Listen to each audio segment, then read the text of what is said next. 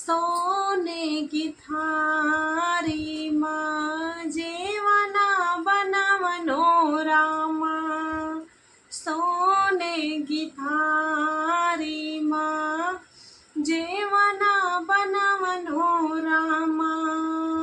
जेवना न जेवै बा जावे लगनी तुमड़ी ओ। आई गईनी पिड़िया माईसो हावन भईनी नगरी ओ। आई गईनी पिड़िया माई। लोटा गिलासी का गेरुआ भरवनो रामा।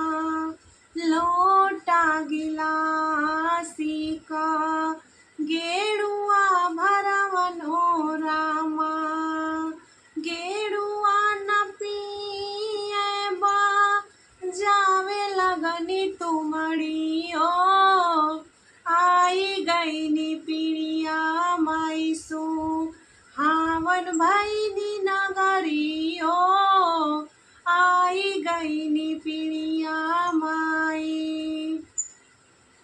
खैर सोपाड़ी का बीरावा जोरवनो रामा।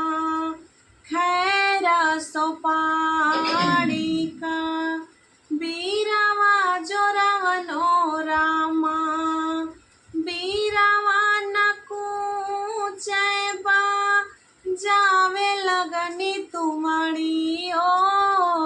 आई गईनी पिड़िया माईसो हावन भईनी नगरी ओ।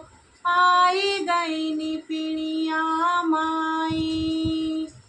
तो सके तकिया का सेजिया लगवनो रामा। तो सके तकिया का सेजिया लगवनो रामा। सेजिया न सोए बा जावे लगनी तुमड़ी ओ। आई गईनी पिड़िया माईसो हावन भईनी नगरी हो। आई गईनी पिड़िया माईसो हावन भईनी नगरी ओ। आई गईनी पिड़िया माई। लगली पीड़ियावा छोड़ावहु ना पावनी की परी हो गई नैना। हमरे गावने का दीनवा की परी हो गई नैना। मचिया ही बैठना पापा हो बढ़ाई ताकि फेरी हो देता ना। पापा गावने का दीनवा की फेरी हो देता ना।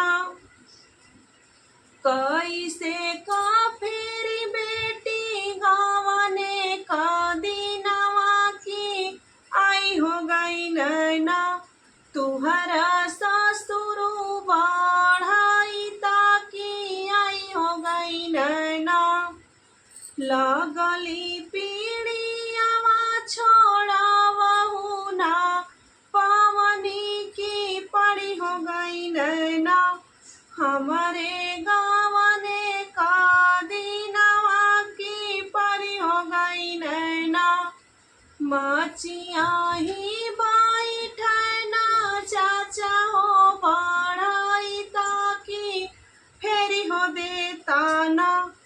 चाचा गावने का दीनवा की फेरी हो देता ना।